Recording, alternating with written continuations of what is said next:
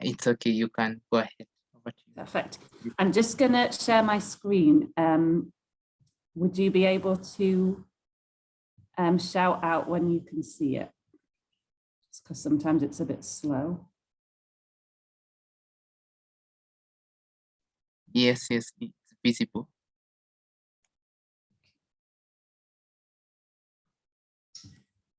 Perfect. Thank you. Yes, so good evening, everybody. Really pleased to be with you this evening. As I did say a little bit earlier, I'm actually in Uganda at the moment. I'm in Queen Elizabeth National Park, and there's a really massive storm. So if I do drop out, please don't panic. Daniel has a recording of this talk, so you can carry on listening to it, and I'll try get back in. But that may happen, so just to warn you now. It's also the reason I'm not putting my camera on, because sometimes the internet doesn't like my camera being on. So I'm very sorry about that. So as Daniel said, I'm going to talk to you today about the behavioral dynamics of AMR, and particularly some of the common misconceptions that we find happen around AMR, some of the challenges in communicating AMR, particularly to people who are not experts. So community people and people who are not medical or veterinary professionals.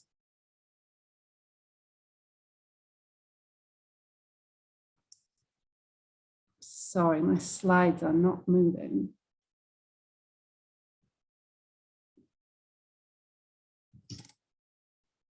Oh, it's okay. I can carry on. Yes, we cannot see the next one. Okay, I'm so sorry. I don't know why it's doing the recording. Right.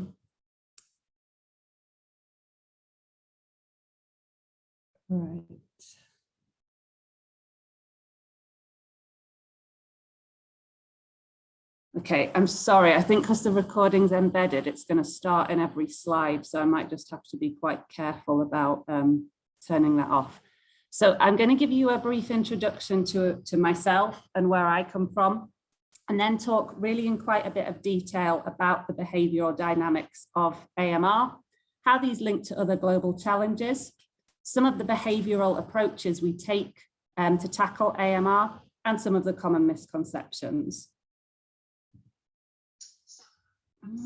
Stop.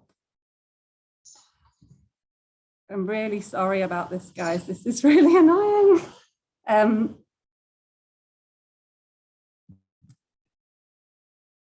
I think it's okay. It's there. It's in your introduction. It is there. The problem is it's the recording is playing when I'm trying to speak, so I have to stop each slide. I'm very sorry. This is going to be quite annoying. So I'm a zoologist by background. And I focus on communication and decision-making in animals and humans. So as a zoologist, I was really interested in the influence of parasitic infection, especially on cooperative and social animals, and the influence of environmental stressors. And this sort of led me from zoology into human behavior. So I'm very interested particularly in human and animal conflict, but also education around wildlife, sustainability, environmental issues, and also the behaviours that drive the health of humans and animals together. So I've done quite a bit of work on AMR, but also on zoonoses, diseases that can spread between people and animals. And I'm also very interested in how AMR links across the One Health sector. So not just looking at human health and animal health, but the environmental health and particularly wild animal health. And so I'm going to switch slides now. I know it's going to play the recording. I will pause it in a second. Go, got it that time. So I'm based at the University of Leeds, and at the university, I co-lead this network, which is C for AMR. As Daniel said, this stands for Community Engagement for AMR. So we're really interested in how to tackle AMR from community and behavioural angles. We are quite a large network across the globe, although predominantly our footprint is in Southeast Asia, and you'll see most of the projects I talk about are also in Southeast Asia. Myself, I'm very keen to expand the network into particularly Eastern Africa, because it's where most of my field work's based. But at the moment, we're mainly in Southeast Asia. We create resources for people who want to tackle AMR. Oh my goodness. I'm so sorry. I really don't understand why this won't stay on one slide. So sorry, where was I? So we look at creating resources for people who are tackling AMR through behavioral approaches. We network with all these stakeholders so that they can meet up with each other, share best practice, share learnings, come together and collaborate. And we have a pretty big website which has all the resources for free. So anybody can come to our website and access resources from our projects, such as manuals, tools, guides, publications, and our newsletter that comes out about every 8 weeks. And we also have quite a big Twitter following, which I think some of you engage with, which is great. And we tend to share all our updates on Twitter as well. So today I'm going to talk about a couple of projects. So firstly is this one, our AMR in Schools project, where we co-designed resources about AMR with students and teachers in Nepal.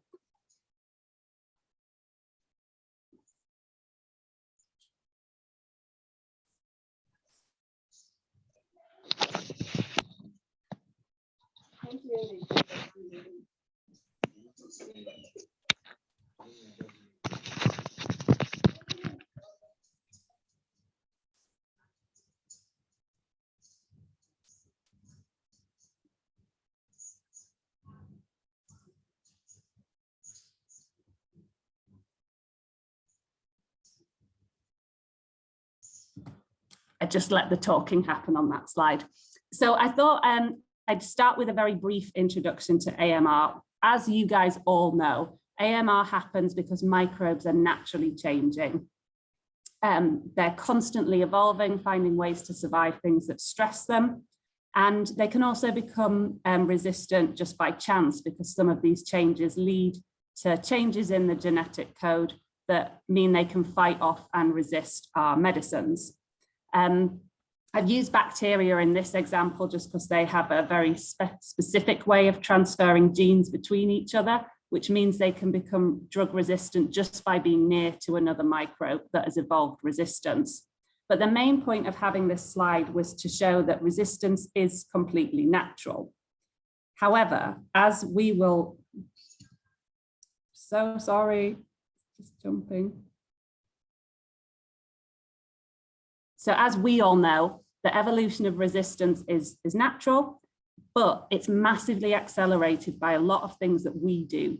So particularly antimicrobial drug misuse, so using too often, using the wrong drug, using when we don't actually need an antimicrobial, but also lots of other factors, so such as human-animal conflict that bring humans and animals into closer contact, and that can increase the spread of diseases in general, but particularly resistant organisms and diseases.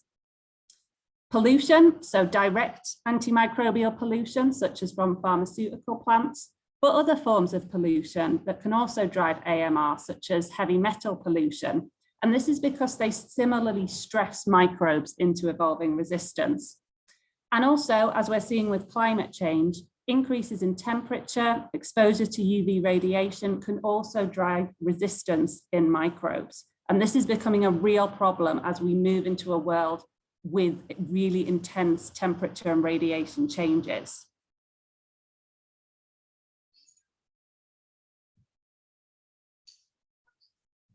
I'm just going to, oh my goodness.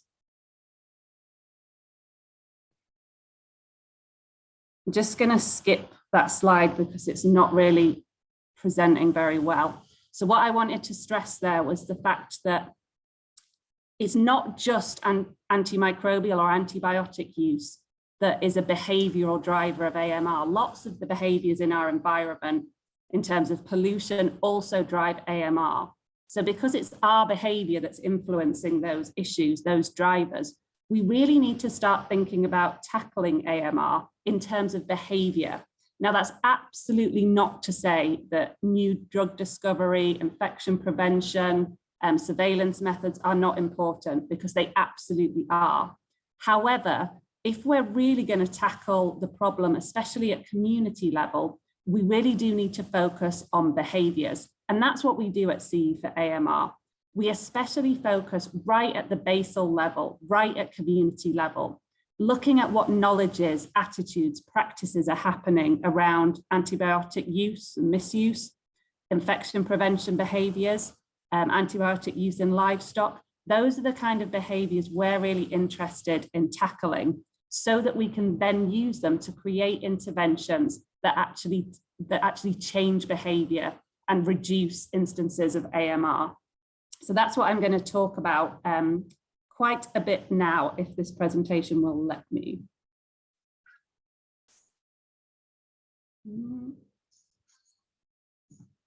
So one of the things that we've really noticed in CE for AMR when we're looking at behaviour is that in the wider literature, AMR is often compared to other global challenges, especially the climate crisis and climate change, but also water, sanitation and hygiene, or WASH challenges. Now, we know that there's obviously similar global effects of these kind of challenges, but for us at CE for AMR, we do find that this is a bit problematic, because AMR messaging is a lot denser, a lot more complicated, a lot more convoluted than climate change. So for example, if we were working with a community to tackle climate change, we might say to them, we should stop burning fossil fuels because they pollute the environment, and instead you could use solar energy, which is cleaner. So that's quite a simple message. It's swapping one behavior for another. It's easy to understand. And similarly, within the WASH sector, we might be saying, to stop infection spreading, you need to clean your hands with soap. Again, a very simple behavioral message. But with AMR, we're not actually looking to make a straight swap in behaviors. What we're doing is much more complicated. So we're saying to people, antimicrobials are really important medicines. They save lives, but you have to use them for the right illness. You have to get a prescription. You have to use them for the right amount of time. And that's suddenly very, very complicated. We don't want people to think that they shouldn't be using antimicrobials. And equally, in terms of infection prevention, we don't want people suddenly to think, okay, I should be using bleach and chemicals to clean everything, because we know that that in itself can drive AMR. So the messaging for AMR is actually really challenging and really quite different from other issues where we use behavioral approaches.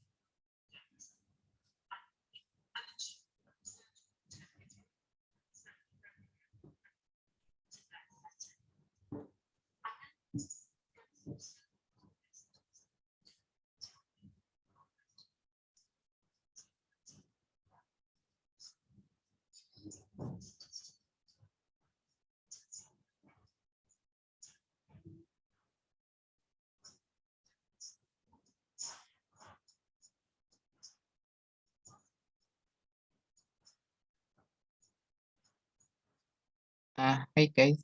I know Dr. Jess. Are you still there? I think maybe. Are you still there with us? Yeah, I am still here, but I'm just going to let the recording play because I'm struggling to fight it, and I think it's quite distracting. It's okay. So can you hear the recording? Not really. Maybe you can. Okay, if you can't hear it, I that's can fine. share it on my end. Okay. Yeah, because No, we can't hear the voice. It's fine. I'll keep talking. It's just I can hear it very loudly, so I'll just talk over it. So what I'm going to go through now is to talk about some of the points that we've discovered from our behavioural projects that are really important to communicate when you're trying to change behaviours.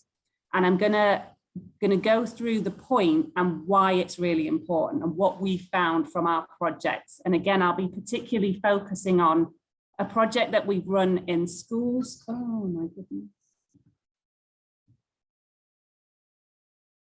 So sorry about this. This is really annoying. So I'm going to focus on a project we've run in schools and a project that works at a much larger level called our CoStar project, which aims to tackle AMR through community dialogues.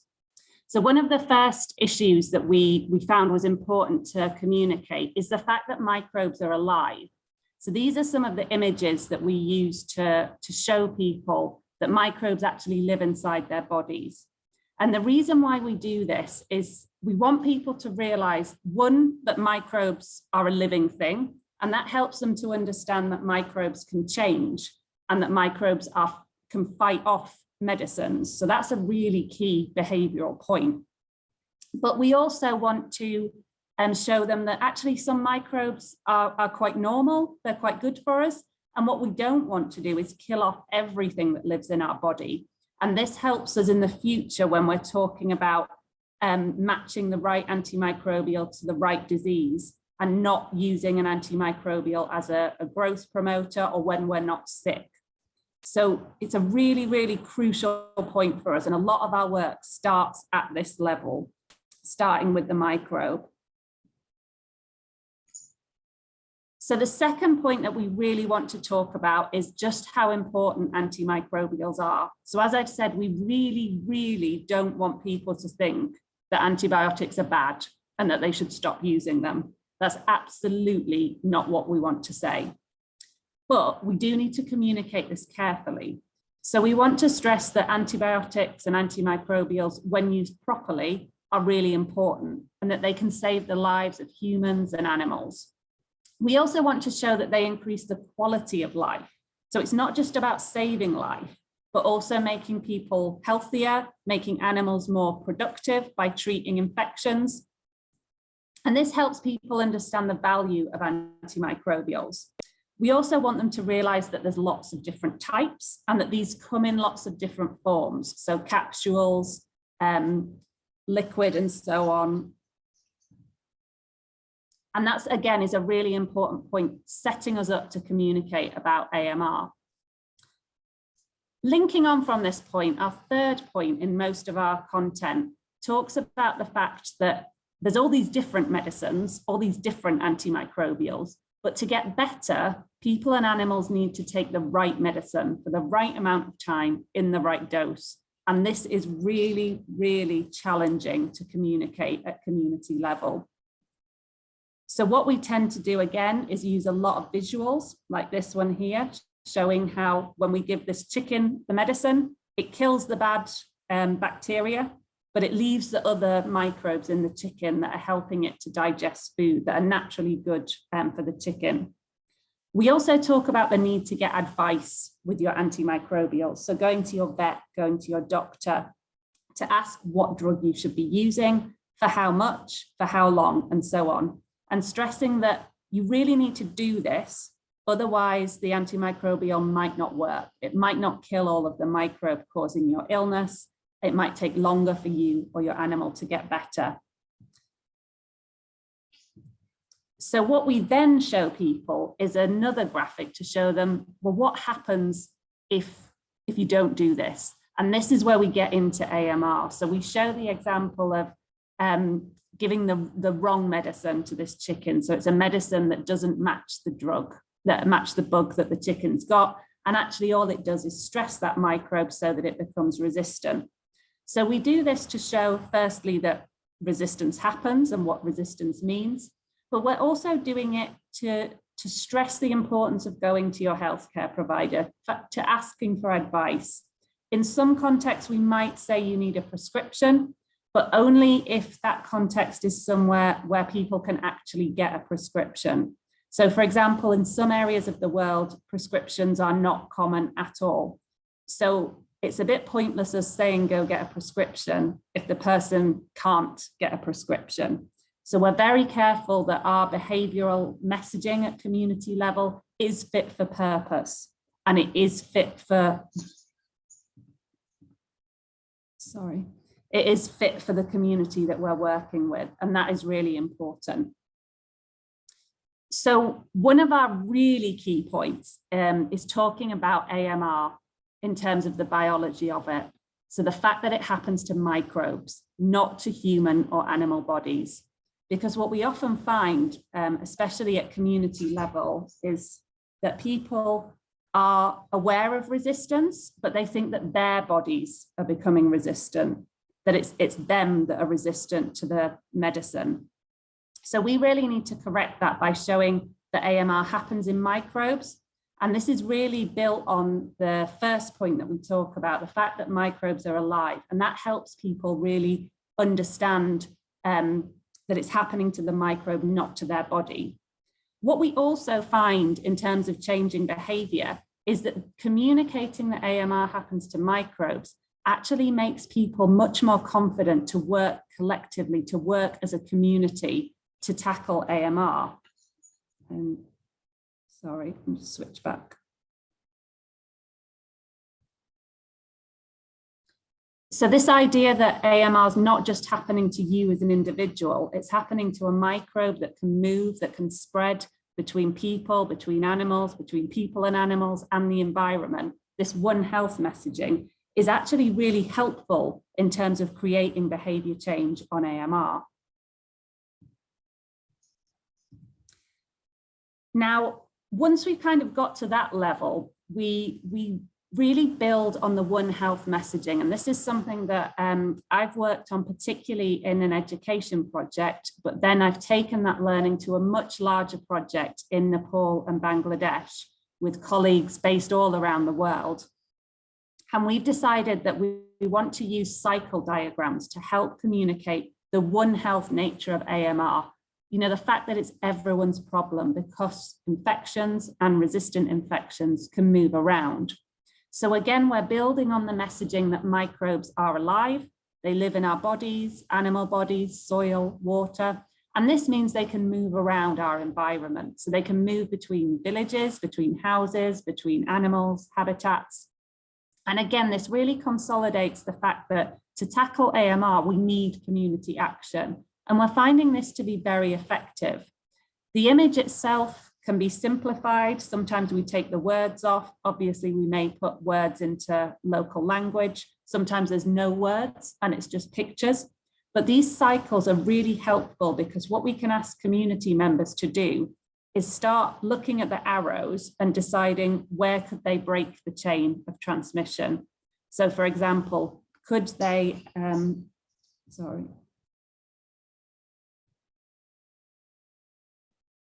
So could they stop putting their chicken poo on the fields in the environment when the chicken is ill or when they think there's an infection in the flock? Could they make sure that they're not consuming meat or dairy products from cows or chickens or pigs or animals that they think might be sick?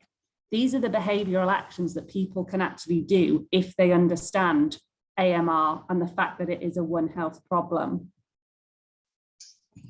Equally, and also more complicatedly, we do need to talk to people about the fact that antimicrobials themselves can also move. Now, this is a big challenge, especially talking at community level, because we need to show that the medicines, the antimicrobials we use, don't fully break down in our bodies or in animals' bodies, and they can pass out in our waste products into the soil and water where they can move around.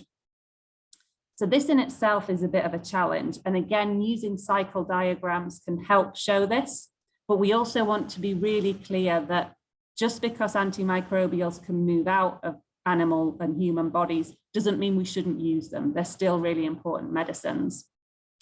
Again, we want to stress the point that because microbes can move out, antimicrobials can move out of our bodies, they can move around in the environment. And this can challenge natural microbes in our environment to learn how to resist antimicrobials and generate AMR. So again, this is really, really complicated messaging. And we're trying to simplify this in a way that people aren't frightened and that people aren't confused. that people can actually take action in their own lives. So again, what we try and do is what we call a breaking the chain activity. So having people look at this cycle, I can go back to it. Having people look at this cycle and figuring out, okay, what could I do to stop antimicrobial spreading? So if my flock of chickens is taking antimicrobial medicines, maybe I should keep their waste separate for a while. Maybe I shouldn't eat the eggs for a while, if that's possible. Those are the kind of behavioral actions we see. They might also look at where they're getting their water from. Okay, where, has this water passed through lots of farms? Has this water passed by lots of latrine sites, for example? Can we use a different source of water so that we're not taking in water that could have antimicrobial traces in it? And these are the kind of behavioral actions we're looking to create. So one of the last things we talk about with our community members is the consequences of AMR. Now, obviously, you guys will know that this is a really scary problem. 1.27 million human deaths have been directly attributed to AMR in the last couple of years, and a lot more have been linked to it more generally. However, these figures are really quite scary, and we don't necessarily want to bombard communities with these kind of figures because it can be overwhelming. And it can actually stop them from connecting with the issue and creating behavioral change. So we take a slightly different approach.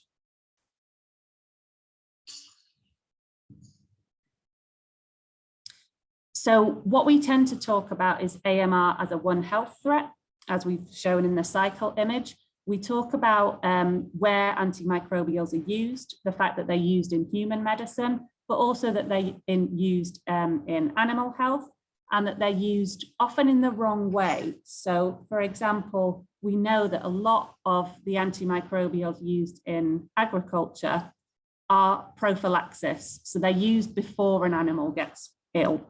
And this is a real problem. It really does drive change in microbes that lead to resistance. So this is one of the areas we talk about. We also, again, go back to the message that AMR can move. So resistant infections can move, antimicrobial residues can move, and that this is a problem. And this is something that people can act on as a community to stop happening and protect themselves against AMR. What we also do is really focus on productivity, as I said before. So rather than telling people, oh, AMR is bad, we don't want AMR because it means your antibiotics won't work and you will die. That's actually quite a difficult message, especially in cultures with a strong belief in a god or multiple gods. People can believe that the time and cause of death is actually already predetermined. So what does it matter if I misuse antibiotics? Because it's already determined how I'm going to die. So actually talking about scary statistics on AMR isn't really helpful.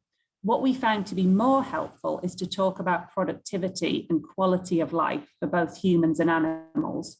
So if we say, using your antibiotics wisely will keep your chickens healthier for longer, only giving antibiotics when somebody's sick means that you protect the functioning of antibiotics so that they will function next time you're ill. Sorry, jumping again. So that's a really important, really crucial part of a lot of our work actually is this messaging around making sure people understand how antibiotics and antimicrobials help them. And this supports them to achieve behavioral change around AMR.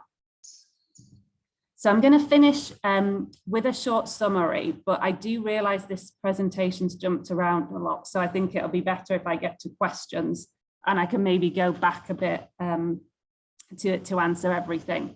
So I think the real key points I want you to take home is the fact that we know AMR has lots of complicated behavioral drivers.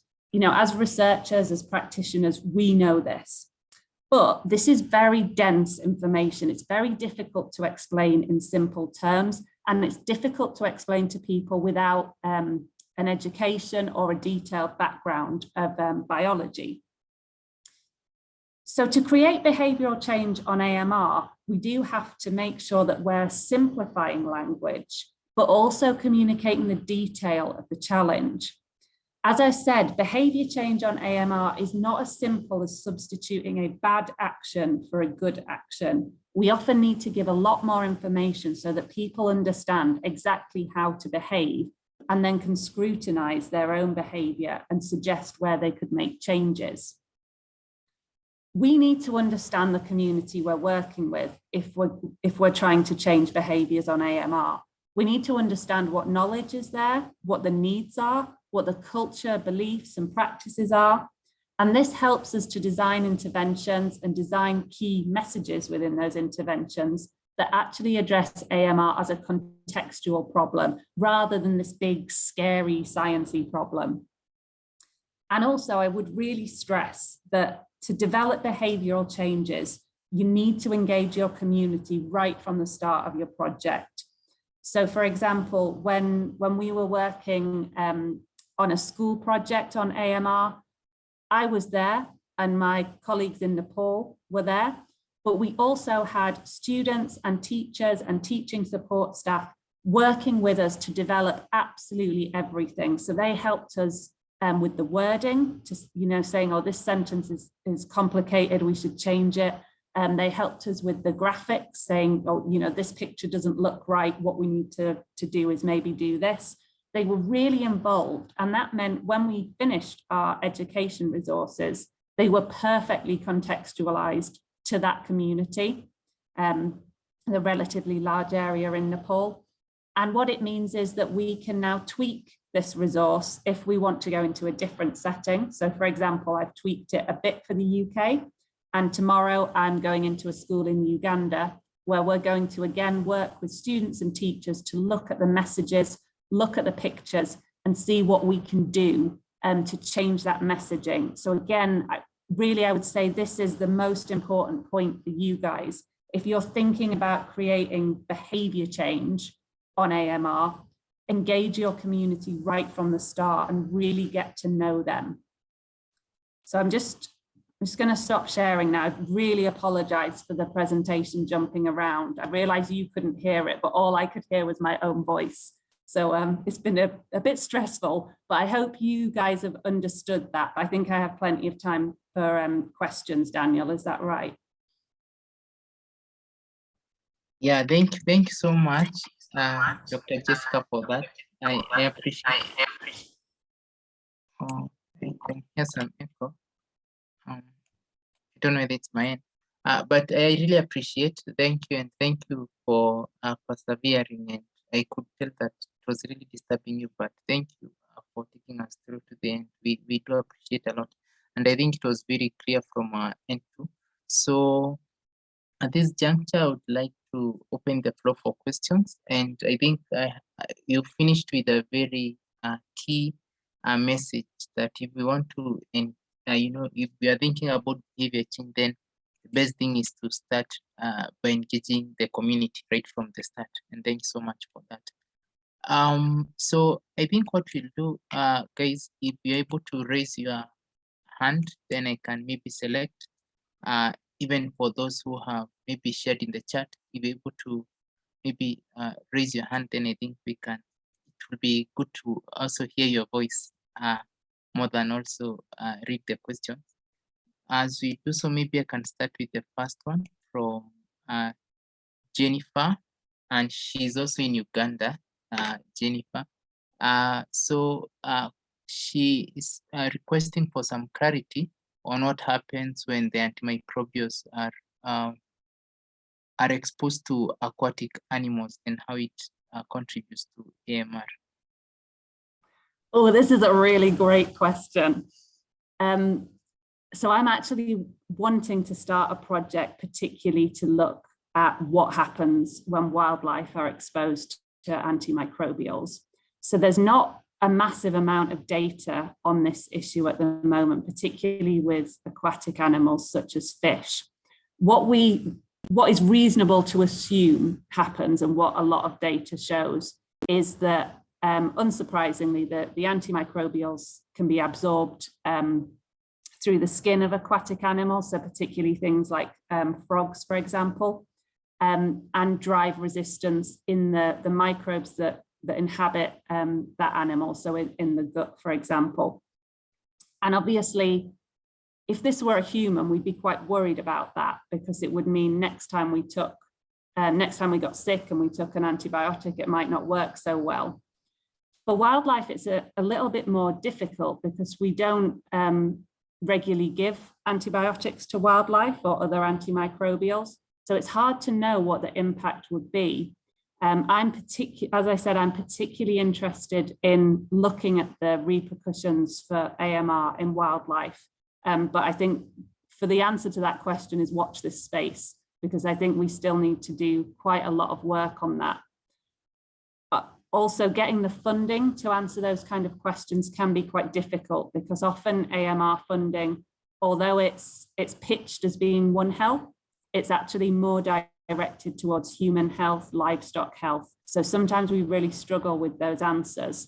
But you could see quite logically in aquatic animals, we could make a case for investigating AMR, because aquatic animals, particularly fish, are a really important source of protein for people. And it would be interesting to see if antimicrobials moved up the food chain as people ate the fish, and if that affected AMR in the human population.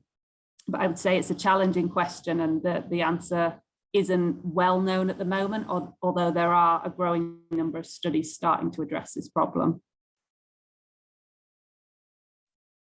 Thanks so much, Dr. Jess, for that elaborate answer, and also for pointing out that it's also a key opportunity or a key gap that someone can leverage on, and also do some research and how they can position in terms of especially. Absolutely, it would be a great area to research. Yeah, so we'll move on to the second question by Mabula. Mabula is from Tanzania. And hi, Dr. Jessica. Thanks so much for a wonderful presentation. I would like to know in detail how does temperatures specifically contribute to AMR? Over to you. Yeah, it's a great question. So what we're seeing, if you have a Google of this, you'll find quite a lot of publications, and this is not my specialist area, but what we're seeing is that temperature changes have a similar stressful effect on microbes, so particularly bacteria. As the bacteria become stressed by particularly increased temperature, it's the same genetic areas that start to change as they do when they're exposed to antimicrobials. So temperature's almost doing the same thing at a genetic level. Similarly with heavy metals, they do the same thing. They stress the same genetic elements in bacteria and in other microbes, which leads to resistance. And obviously this is really worrying, because we're seeing temperatures rise, across the globe, particularly in areas that we already know are hotspots for AMR and resistant infections. So again, it's a big concern and an area that is getting a lot of attention at the moment. Thanks so much for that expounding on that. We'll take one from some people have raised their hand. We'll start with Zakaria. Maybe Zakaria can just do a quick intro, then you can ask your question. Okay, thank you very much, Daniel. Just to confirm, can you hear me? Yes, we can hear you. My name is Zakaria Wadada. I am a medical laboratory student from Nigeria, under of a group called Antimicrobials Move. My question is, we know that one of the major drivers of antimicrobial resistance is the misuse or improper use of these drugs in both animals and humans. So my question here is that, is there a particular spectrum, or let's say a measurement that you use to know whether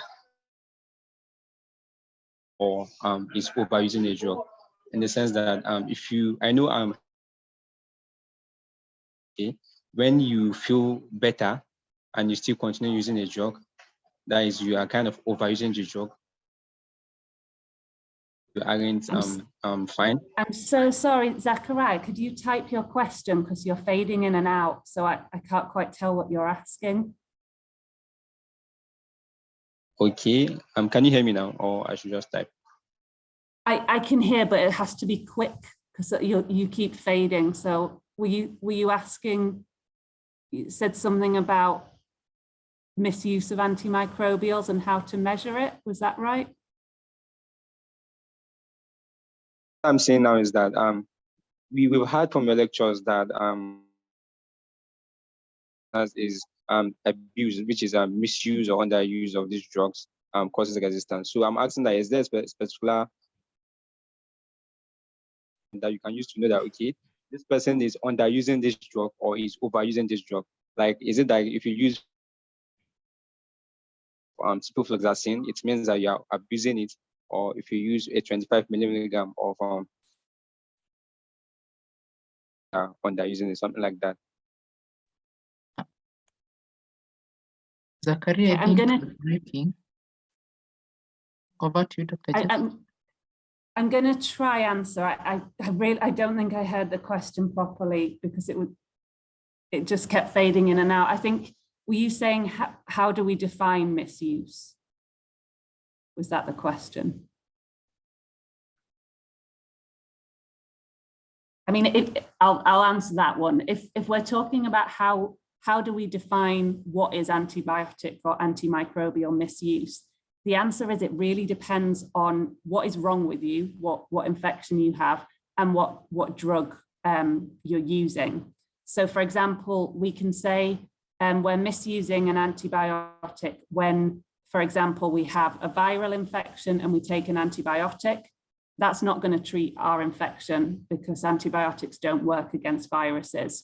So we can say that is misuse. But equally, if we start to take an antimicrobial for an infection as diagnosed, and we have 5 days of treatment, and we take 3 and we feel better, so we go, I don't need to take the last 2.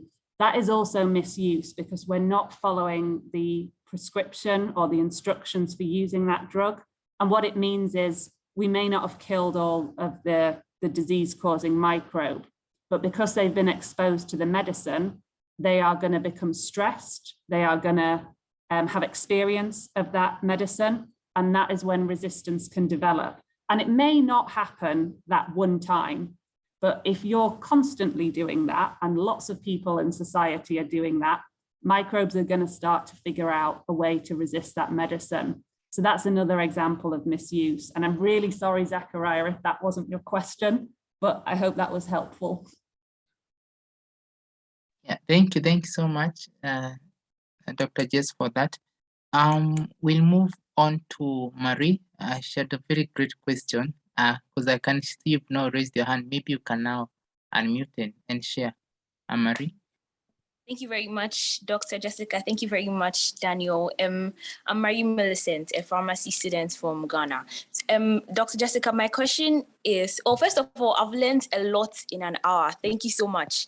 My question is, how is behavior change measured in the long term? For example, let's say you're doing all these community awareness campaigns. How are you going to measure that behavior change has occurred or is occurring? How many years does it take to measure that? Thank you very much. That's my question. Thanks, Marie. That is a brilliant question. I'm so glad somebody asked it. So yeah, this is the $1 million question. How do we know it's working?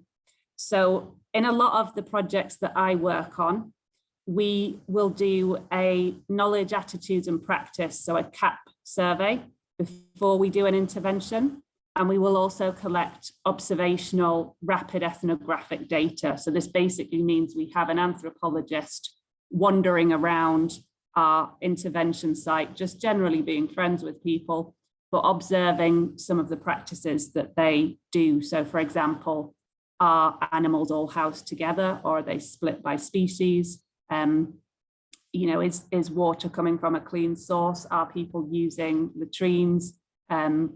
Are people engaging with the community health workers? All those kind of observational behaviours. Then we do our intervention, and then we measure it again at the end and compare the results. Now, as I'm sure a lot of you can see, there's some problems there. So firstly, if we're asking people to complete a survey before and after, surveys are not very reliable all the time. So we need to ask a lot of people to do them. Sometimes people will be confused by the questions, or they will try and tell us what they think we want to hear.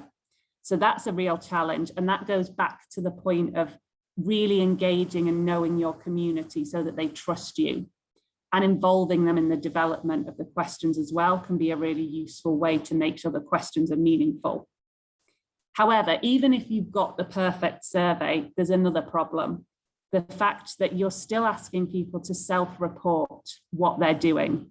So by this point, they definitely know what you want to hear. And again, may say a behavior's changed when it's not, just because they're lying, not because of any, any bad intention, but because they want to say the right thing. So surveys are very beneficial, but very challenging. Observational data collection obviously takes away the fact that people are self-reporting, but it's very invasive. So again, you really need your community to trust you, to know who you are, to be comfortable around you, because any observational or ethnographic anthropological data collection involves a researcher being there, and that can be very, very challenging. And speaking from a CE for AMR perspective, if we're ever doing any community-based data collection, it is not the staff from Leeds who will be doing that. It will be community-based staff who speak the local language, who live nearby. So we try and really create that level of trust in the community. However, the wider long-term challenge of behavioural, you're looking at behavioural indicators, particularly on AMR, is still something that's massively disputed. What's the best way to do it? How do we know it's working? And I think for me, the best answer is to collect mixed methods data. So some survey data, some observational data, and some more biological surveillance linked data. So we don't currently do this in our active projects at the moment, but I would like to hope that in the future, we will be able to have the funds to actually look at resistance in the area. So looking at potentially hospital or veterinary based data, or even environmental sampling. But that still comes with a lot of caveats, as we talked about in this presentation. AMR can be driven by so many different things. A lot of them are underpinned by behaviour, but it would be very challenging for us to say, yes, this intervention is what has changed the resistance in this area. It's down to behaviour change. So I think Marie, she asked the $1 million question and she didn't get a clear answer. But again, I think it's something to think about for future research, how to evaluate behaviour change, particularly in AMR. And that's something CE for AMR is really interested in. And we do have some resources on our website if you're interested, Marie. Yes, please. Yes, I am interested. Thank you, Dr. Jessica. So we are basically shooting blanks and hoping that something works. Well, I don't think it's as risky as shooting blanks, but we do have to appreciate the limitations. When we're looking at behaviour, lots of different things can influence behaviour. So it's very hard to say just one intervention has changed it. Thank you very much. Thank you. Yeah, thank you so much, Dr. Jess, for that really elaborate response. And thank you, Marie, for asking that question. That was really a good question. I don't know whether, Dr. Jess, are you still here? Okay, yeah. I am, yes. I think I've moved on the screen. Okay, yeah. So, yeah, thank you for that elaborate response. As you've said, I think we start from somewhere, as we start from somewhere simple. As you've said, as we gain the experience, we gain the exposure, then we come up with other innovations. And that's why, Marie, you're also there, so that at least you can also, come up with something or do some study and try out an evaluation that maybe could also complement what is already happening. We'll move to another question that's from Abdul Ghaffar. You can ask your question. Over to you. Okay, Daniel, thank you for having me. Doctor, please, can you hear me? Yes, Abdul Ghaffar, we can hear you. Maybe you can start with a short intro.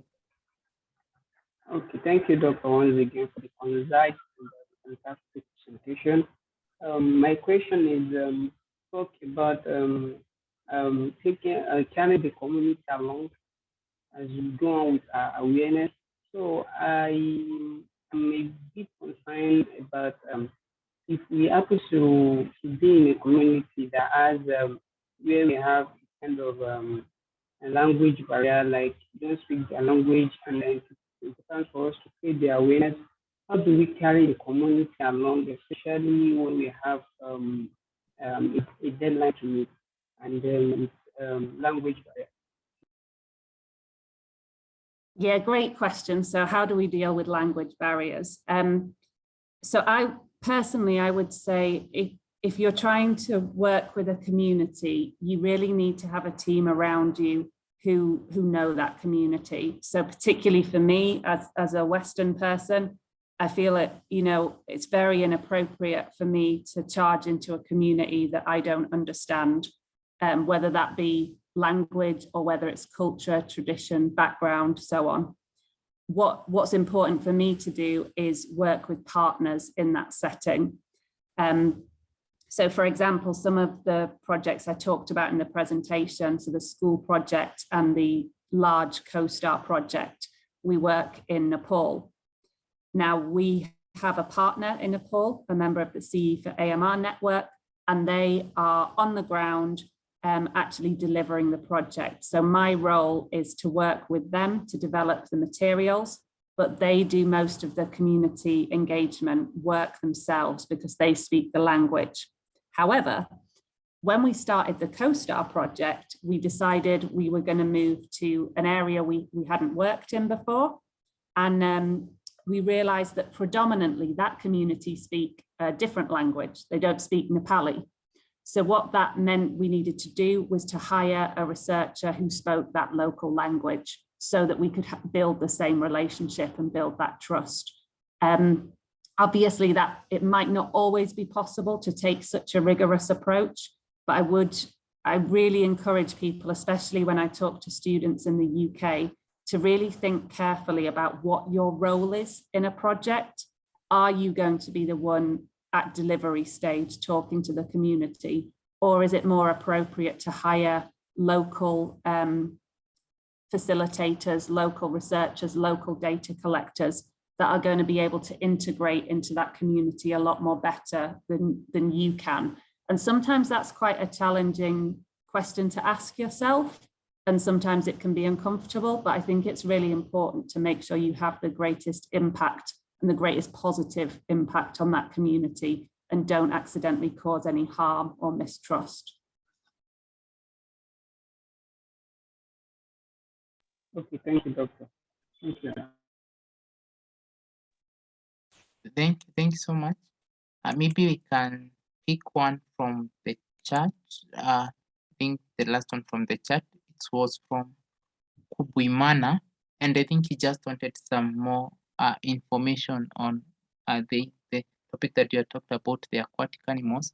And it's thank you for your helpful presentation.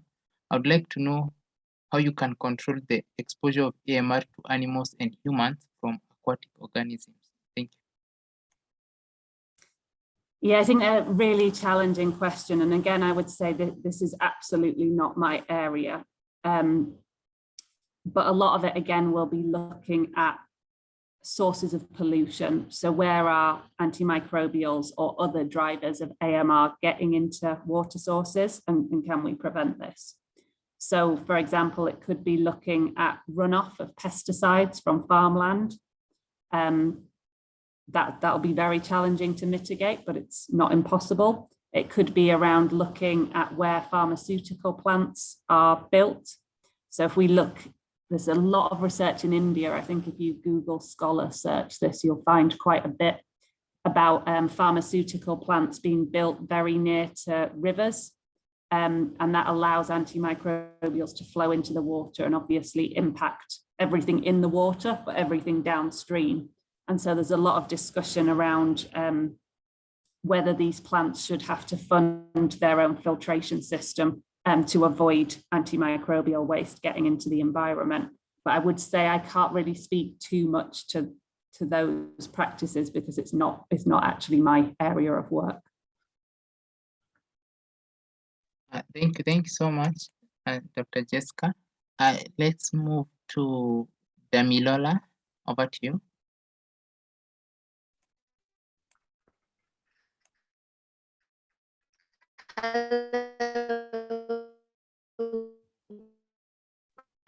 Damilola, you're breaking.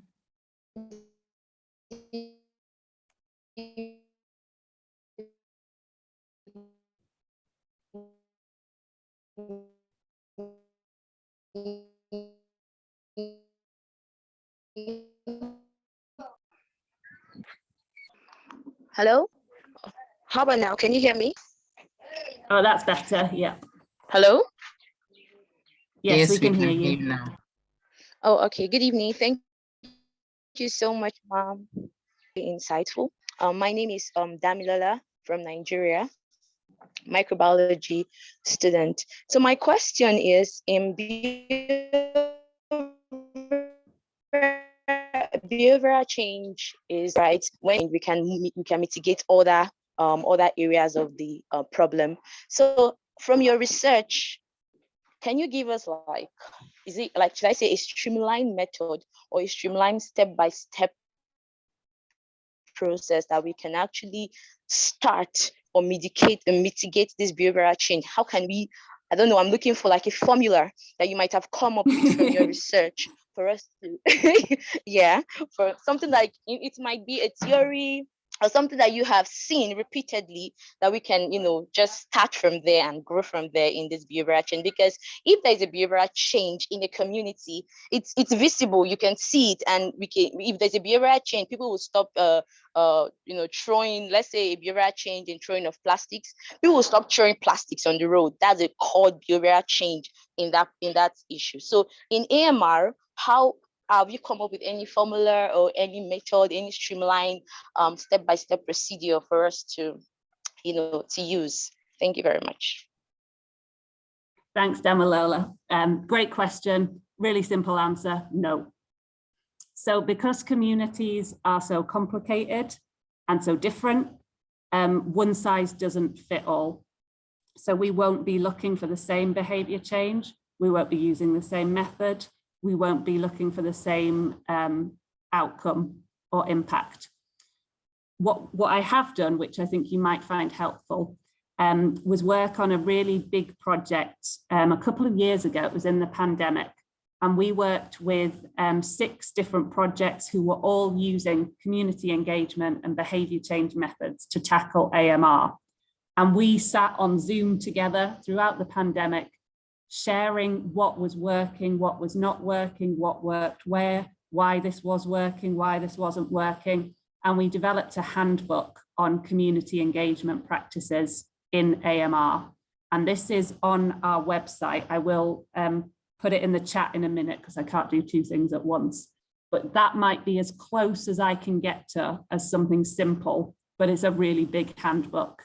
And I think that's the message that I want to give, and particularly to people studying science, this can be quite unsettling because they, as you say, you want a toolkit, you want a simple theory, and actually there is no simple theory for changing behavior in general, and particularly not changing behavior around AMR. It's really quite contextual, but I'll put the link to the handbook in the chat in a moment. But it's a great question. I'm really glad you asked it. But yeah, simple answer is no.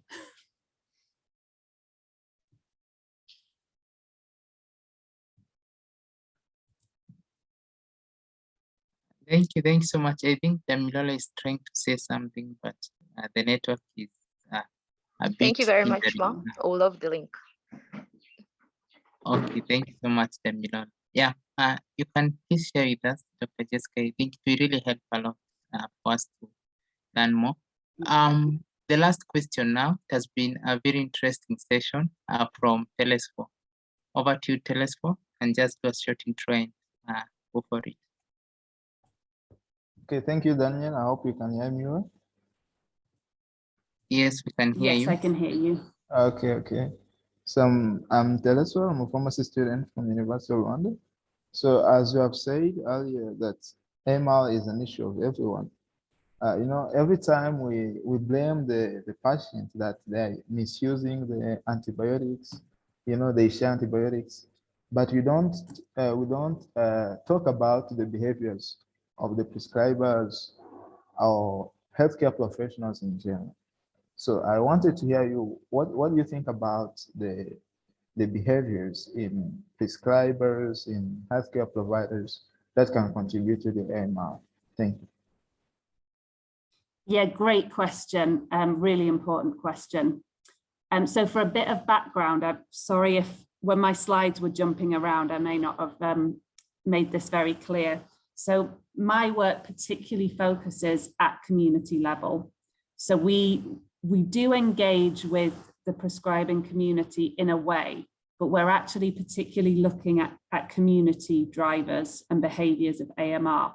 Now, part of the reason for this is in most settings, policy changes and practice changes around prescription is very slow to be implemented.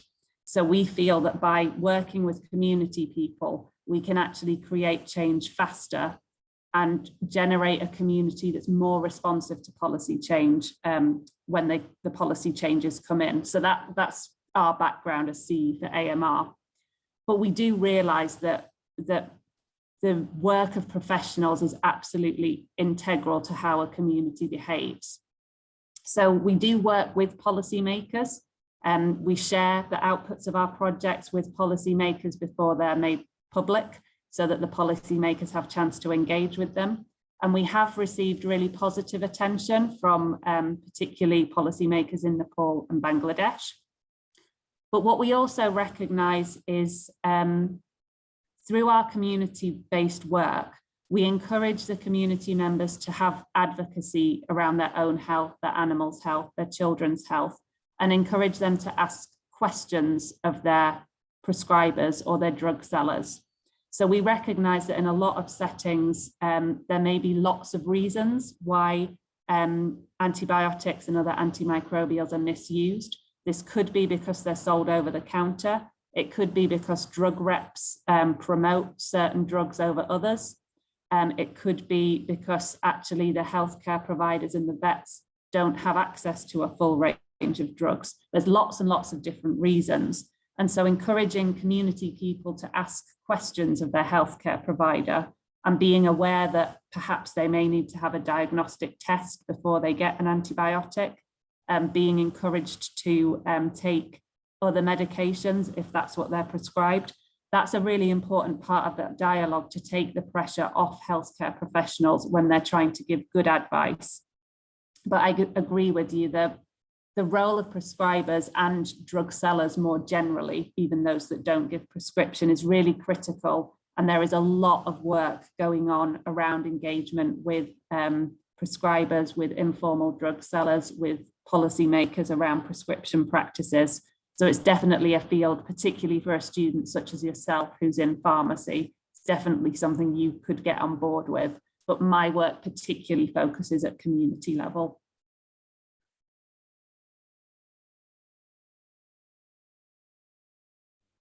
Okay, thank you. Thank you so much, Doctor. Thank you so much. It has been a great session. Thank you so much, Dr. Jess. We've really learned a lot. On my end, I've really learned a lot. And I really appreciate you for taking us through, even despite maybe the small hitches that we had. Thank you so much and I'm sure we've all learned something. And I really love the questions because they were really very interesting and objective. So I'll hand it over to you now, maybe to share some final remarks, then we can wind up. I think we are almost beyond time. Over to you, Dr. Jess. Thank you so much, Daniel. It really has been a pleasure to talk to you all. And I think the questions have been really detailed and really, it shows how engaged you are with this topic, which is fantastic to hear, because we desperately need more students, younger people interested in AMR from all different angles. So it's great to see so many of you here. I would just say I did record the presentation earlier, so it may be that Daniel might prefer to share that copy because it flows more smoothly. But the question and answer session was really important as well. So that's just an option. But I think I've shared links to our website and our Twitter page in the chat. I'd be more than happy to receive any email communications with you guys if you want any more advice on AMR or want to talk about any of the resources on the website. Do follow us on Twitter, because we're going to be sharing a lot more about our community-based projects coming up. And I wish you all the best in your studies going forward. And thank you very much for attending. Thank you so much, Dr. Jess. Nothing to add. I don't want to dilute the great words that you've shared with us. And thank you everyone too for joining in today. And thank you for really being attentive. Thank you for contributing. And this, I think, the beginning. One of the things I love about CF for AMR, I think they have very many resources. And the good thing is that they have interacted with the communities, and they have that good exposure, which is something that we can learn from as we also start our own initiatives. Yeah.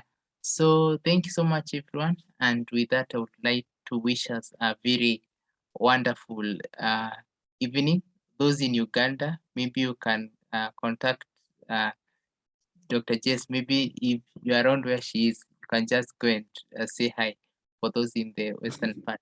Okay. Thank you, everyone, and have a wonderful evening. Bye-bye. Good night.